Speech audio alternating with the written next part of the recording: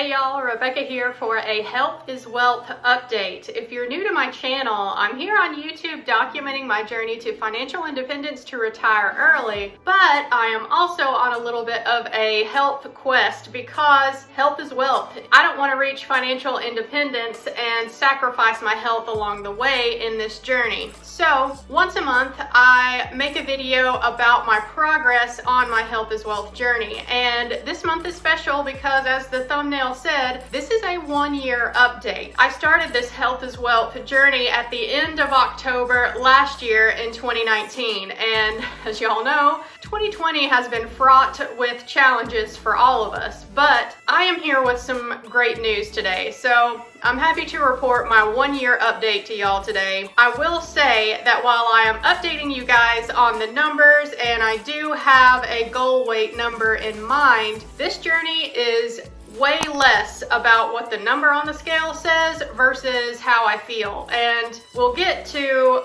physically and mentally how I'm feeling later on in the video, but just to update you guys on the numbers, since I have been every month since I started this journey. When I started, I was at a weight of 182 pounds and I'm 5'9", so I am on the taller side, but still, this was a number that was making me nervous. If you're unaware, I used to be 300 pounds, y'all. So when I see the scale start creeping up on me and I'm starting to feel a little bit more sluggish, then I nip that shit in the bud. I get it under control quick like. So how am I doing 1 year later? Started out at 182 pounds last year, and as of today, I am 166.8 pounds. So over the course of a year, that has been a loss of 15.2 pounds, y'all. I am super pleased with this. Now, ultimately, the number on the scale is less important, but still, 15 pounds in a year is something to be proud of, especially when you're already close to your goal weight like I am.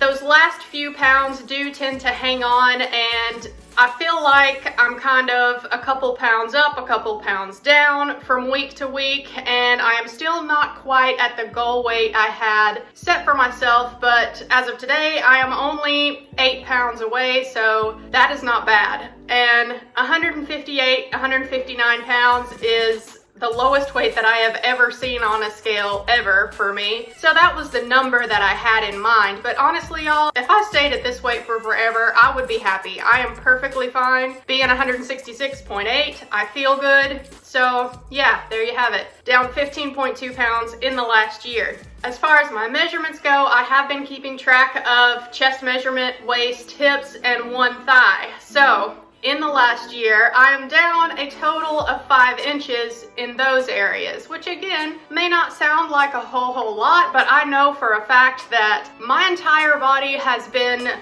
melting just a little bit, and I actually can prove it. I was going through my jewelry box yesterday and I came upon this ring that I had been hanging on to for a long time, y'all. I used to wear this ring on my ring finger and it got too tight for me to wear, but I decided to keep it, you know, just in case I lost some weight and I could wear it again. So you'll notice I had it on my middle finger there, because if I wear it on my ring finger, it is just way too loose. I have to now wear it on my middle finger so that it'll fit, which to me is crazy to think about your fingers getting skinnier, but they do. So yeah, as far as measurements go, I'm down 5 inches in the places that I track, but overall, things are trimming down. And I have felt a big difference in the clothes that I wear, and I hope that that trend continues. As for the physical and mental health on this journey in the past year, we'll start with the physical health first. Y'all know, if you've been following the journey for a while, that I have been seeing a holistic doctor recently, and y'all,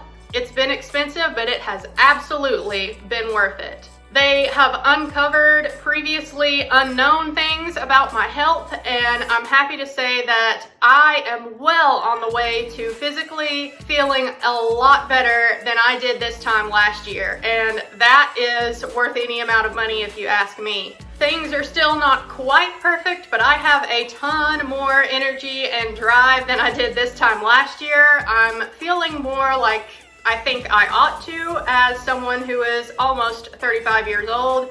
November is my birthday month, So yeah, I am happy to tell y'all that I'm feeling a lot better physically. Now, 2020 has brought some challenges as far as being physically active goes. For most of the year, the gym has been closed, and y'all, the whole reason I have a gym membership is because I lack the motivation to make myself work out here at home. So the gym was helpful for that, and while it is open now, I am not setting foot back in the gym until these illness cases start going down around here, which right now they are not. They are spiking up like most places around, and I personally do not feel that it is worth it to go to the gym right now. Besides, I do have some home projects around here that I am working on that are pretty physically challenging. I've been putting down rock in my flower beds, and I have slowly been working my way through 6 tons of rock sitting in my driveway, taking one load at a time to my flower beds and spreading it out. So that's been a pretty physical job, and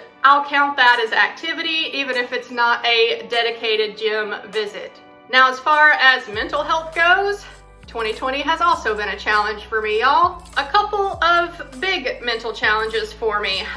Firstly, there is a pandemic going on, and I do work in healthcare. I do ultrasound on 3rd shift in an emergency department, and yeah, that in and of itself has been a mental challenge for the entire year. That doesn't look like it's going to let up anytime soon. And the other huge mental challenge I had was separating from my now ex, and did that back in August, and it was really difficult. One of the hardest things that I have ever done, but now I am happy to say that, y'all, mentally I feel so much better. I feel at peace, I feel like enough, and I feel good. And that is something that I could not honestly say for much of the year in 2020. So I'm finally at a good place mentally as well. Grateful for that. So y'all, for this health is wealth update, I'll keep it short here.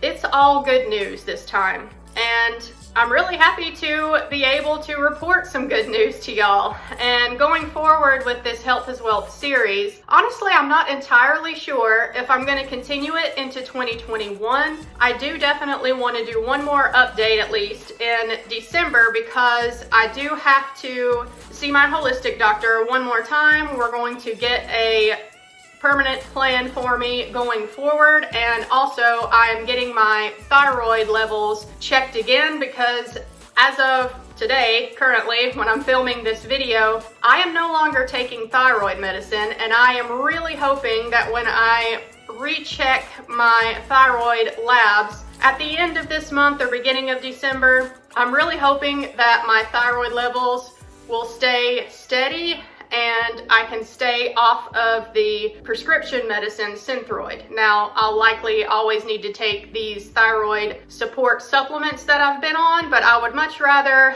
do a natural supplement that helps my body utilize my thyroid hormones that I'm already making versus just replacing those hormones completely with a synthetic drug. That's just my choice. So hopefully my thyroid levels will stay good when I get them rechecked, and I'll let y'all know that in December for sure. But yeah, going into 2021, I really think that the long-term plan will be set, and it's just a matter of following through from month to month. So I feel like I may not have a whole lot to report to you guys unless I have some kind of major health change, which I don't expect, but you never know. So yeah, I'm not sure that this series will continue into 2021. We'll see how I feel when 2021 rolls around. So if you've made it to the end of this video, I really appreciate you watching all the way through. Don't forget to drop a like down below and subscribe if you haven't already. I'll catch y'all in my next video coming out on Friday. See y'all there. Thanks for watching. Bye.